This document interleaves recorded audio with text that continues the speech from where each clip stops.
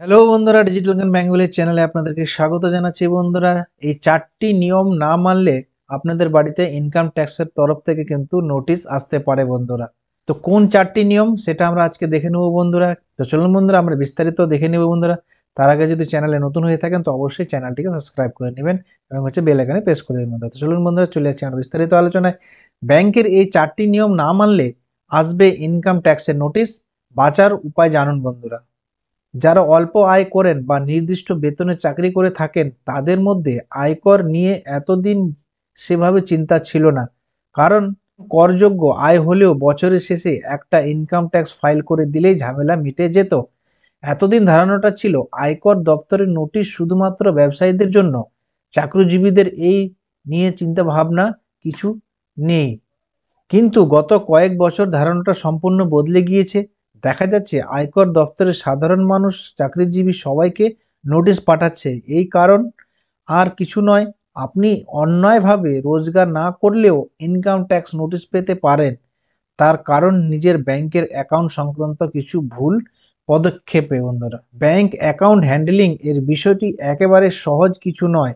এর বেশ কিছু নিয়ম আছে, বিশেষ করে টাকা তোলার ঊর্ধ্বসীমা, টাকা জমা দেওয়ার ঊর্ধ্বসীমা সংক্রান্ত নিয়মগুলি ভালোভাবে জেনে রাখা দরকার। না হলে নিয়ম ভাঙার কারণে আপনার কাছে এসে হাজির হতে পারে ইনকাম ট্যাক্সের নোটিশ বন্ধুরা।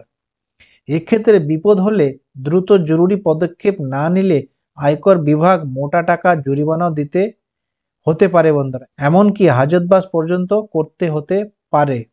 তাই আজকের প্রতিবেদনে ব্যাংকের টাকা জমা ও তোলা সংক্রান্ত কোন 4টি ভুলের জন্য আপনি আয়কর দপ্তরে নোটিশ পেতে পারেন, তা এই 4টি ভুলে পেতে পারেন ইনকাম ট্যাক্সের নোটিশ।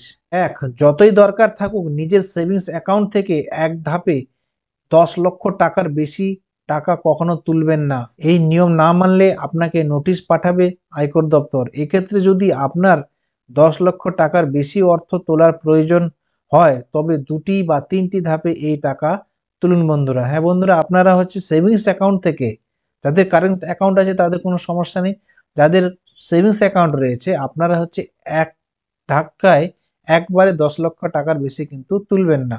2, বাড়ি বা ফ্ল্যাট কেনার জন্য ব্যাংক অ্যাকাউন্টে একসঙ্গে 30 লক্ষের বেশি টাকা জমা করবেন না। এই ভুলটা করলেই আপনার আয়ের উৎস জানতে চেয়ে বড়সড় নোটিশ ধরাবে ইনকাম ট্যাক্স। তখন তার উত্তর দিতে গিয়ে নাজেহাল অবস্থা হতে পারে। তাই একান্তই যদি বেশি টাকা জমা করার দরকার হয় সেক্ষেত্রে কয়েকটি ধাপে ভেঙে টাকা জমা দিন।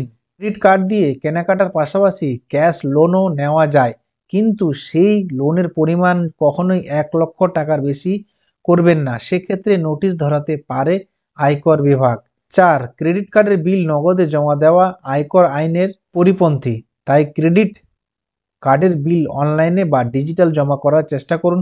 সেটা না হলে করতে পারলে আপনার কাছে আসতেই পারে আয়কর বিভাগের নোটিশ। তবে আয়কর বিভাগ নোটিশ নিয়েও আজকাল জালিয়াতি চলছে, তাই সত্যি সেটা ইনকাম ট্যাক্স ডিপার্টমেন্ট আপনাকে পাঠিয়েছে কিনা তা যাচাই করার জন্য একজন চার্টার্ড অ্যাকাউন্টের সঙ্গে কথা বলুন।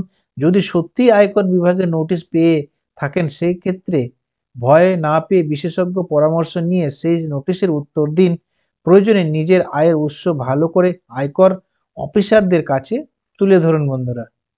তো বন্ধুরা, এটাই ছিল ইনকাম ট্যাক্সের নোটিশ থেকে বাঁচার উপায়, যে আপনারা কিভাবে আপনাদের ব্যাংকের লেনদেনের মাধ্যমে যাতে আপনারা নোটিশ না পান সেটার আপডেট বন্ধুরা।